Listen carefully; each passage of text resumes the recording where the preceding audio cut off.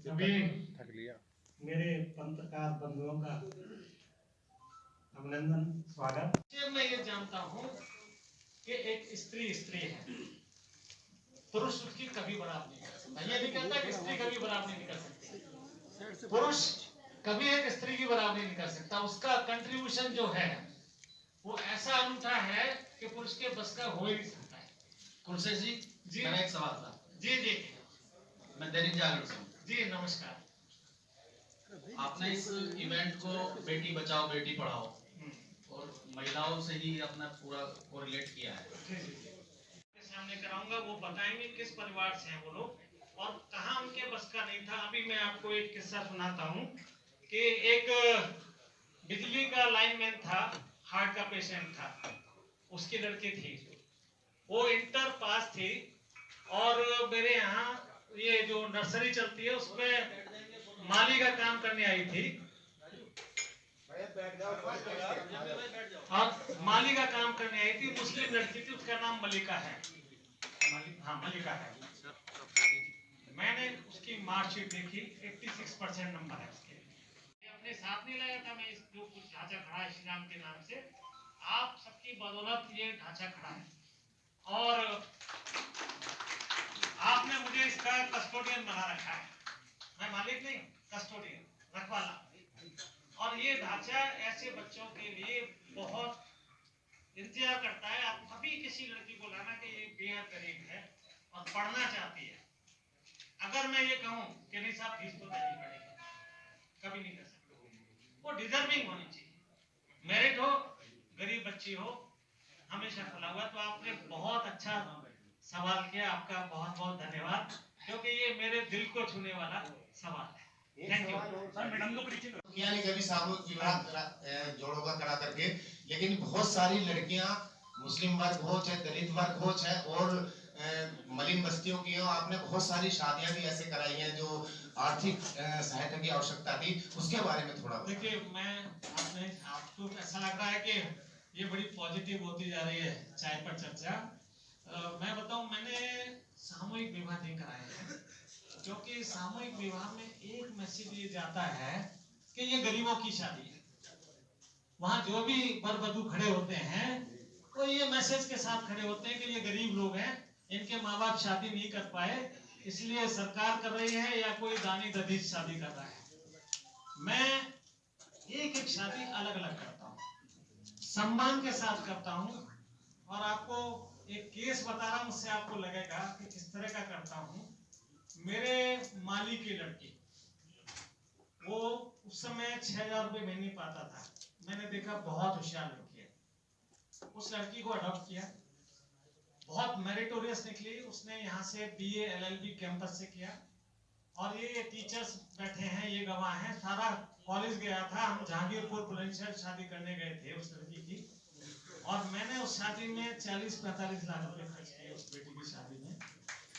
और आपको ताजुब करा, इंजीनियर लड़का था, शादी के समय उससे 58,000 रुपए मिलते थे एक जर्मन कंपनी में।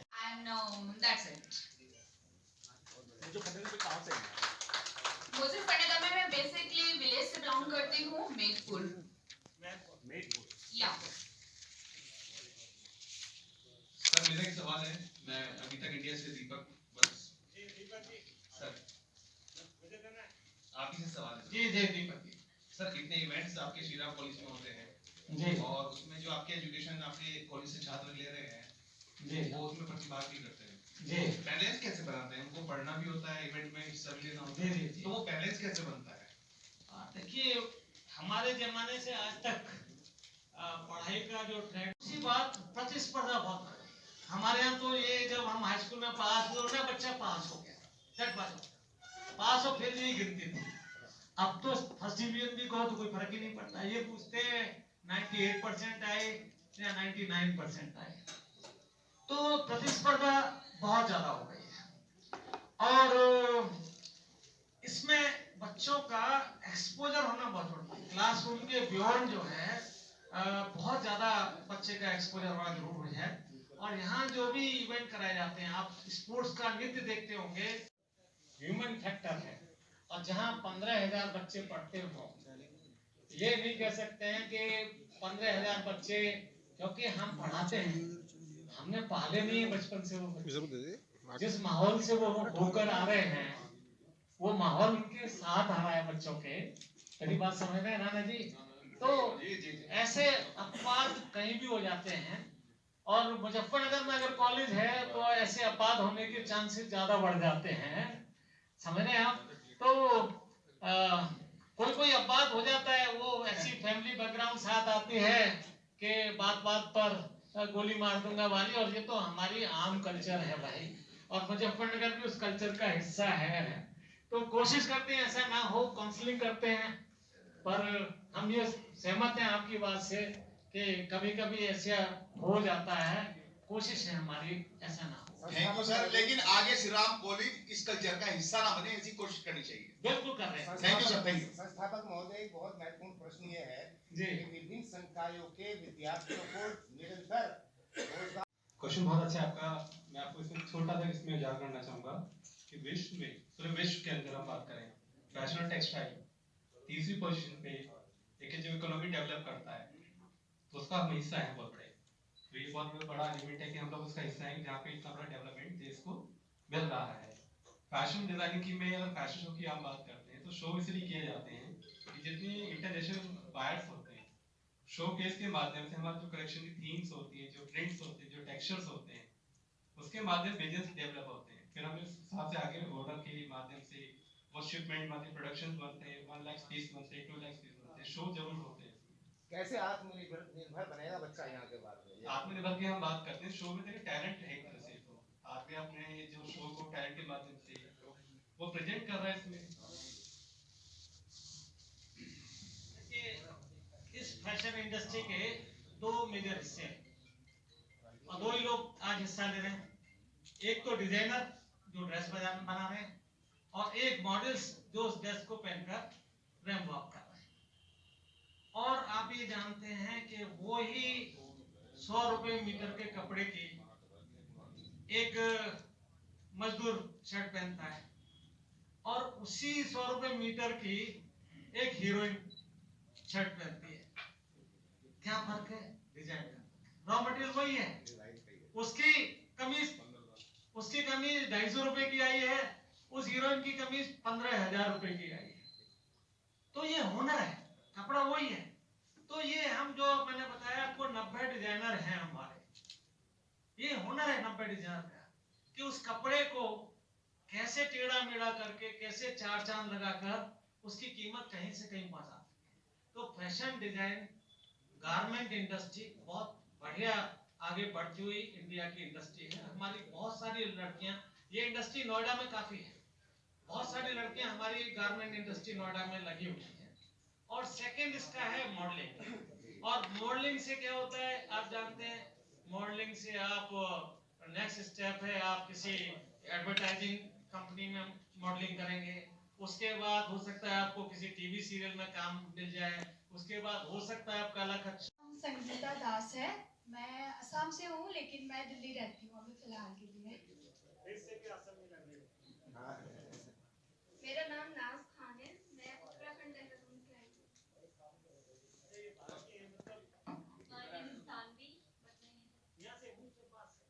My name is Tanvi, but Muzaffarnagar से ही।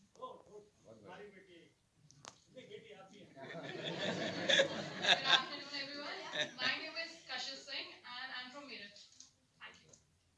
Hi, good afternoon. This is Badali. I'm from Kota, but I live in Jaipur and I'm a fashion model.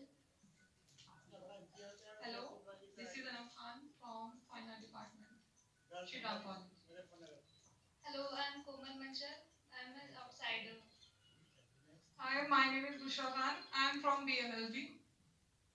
BLLB means Shri Ram की है। Good afternoon, everyone. मेरा नाम राजश्री है और मैं इसी कॉलेज में बीटेक डिपार्टमेंट से हूँ। हेलो, मेरा नाम साक्षी है, फाइन आर्ट डिपार्टमेंट से।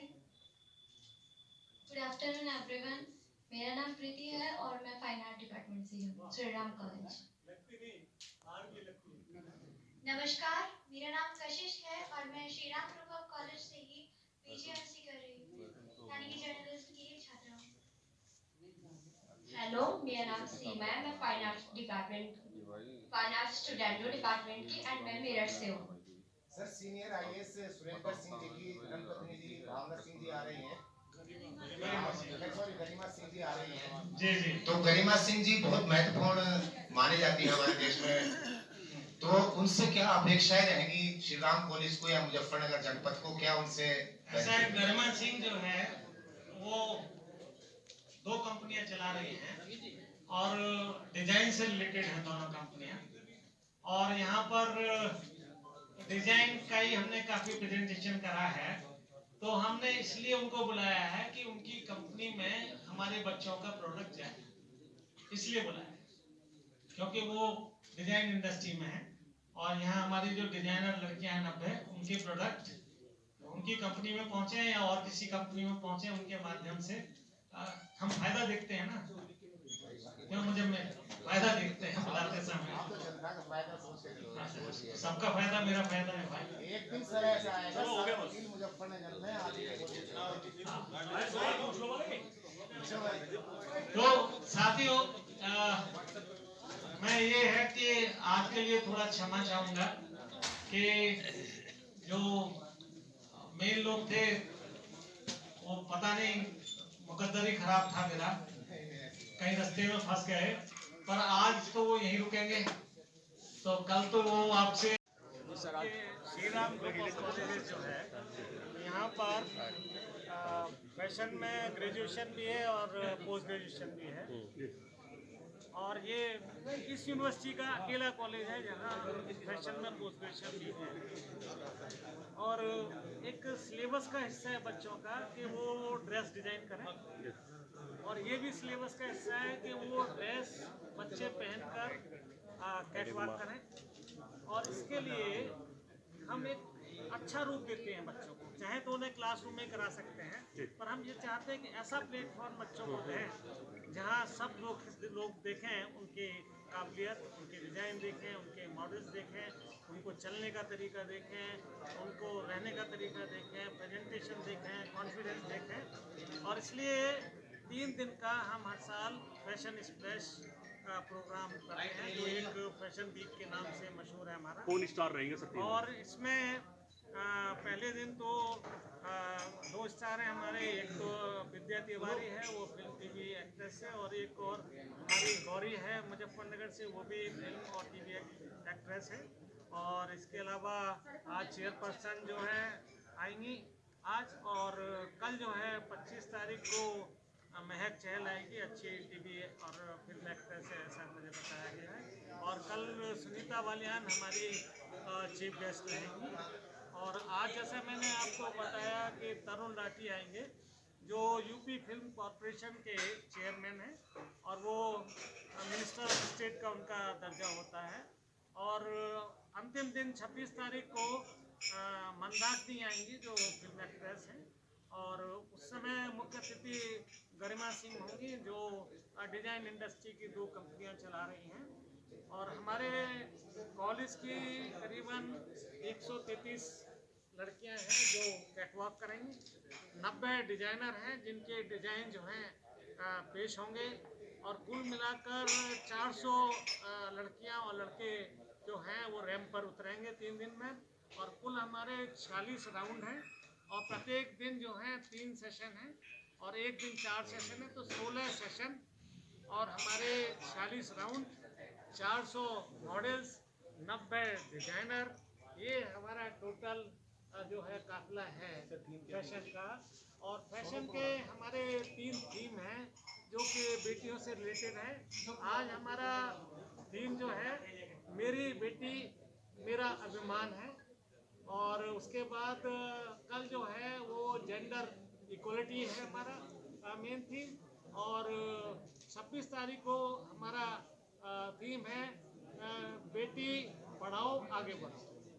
ये 3 थीम है हमारे। सर मेन उद्देश्य क्या है इस कार्यक्रम का? इसका उद्देश्य एक तो हमारी जो लड़कियां 90 डिजाइन कर रही हैं गारमेंट्स, वो डिजाइन लोग देखें, बाहर के लोग भी आ रहे हैं, डिजाइनर भी मैंने बताया एक प्रीति जैन आ रही हैं, वो हमारे बच्चों के ड्रेस डिजाइन देखें और गारमेंट इंडस्ट्री में उनको अच्छा स्थान मिले, अच्छा रोजगार मिले या अपनी गारमेंट इंडस्ट्री चलाएं। दूसरा जो हमारी मॉडल्स हैं उनको रैंप पर लाने का उद्देश्य मैंने बताया आपको कि वो एक अपनी बॉडी को अच्छा रखें, बॉडी स्ट्रक्चर अच्छा रखें, कॉन्फिडेंस लेवल उनमें बढ़े, बोल्डनेस बढ़े उनके अंदर। ये एक तरीका है जिससे कि वो इस इंडस्ट्री में आगे बढ़ सकती हैं। और मुझे अपने मीडिया साथियों का बहुत सहयोग मिलता है, मैं बहुत बहुत आभारी हूँ। धन्यवाद। तीनों दिन कार्यक्रम किस किस समय रहेगा सर? ये कार्यक्रम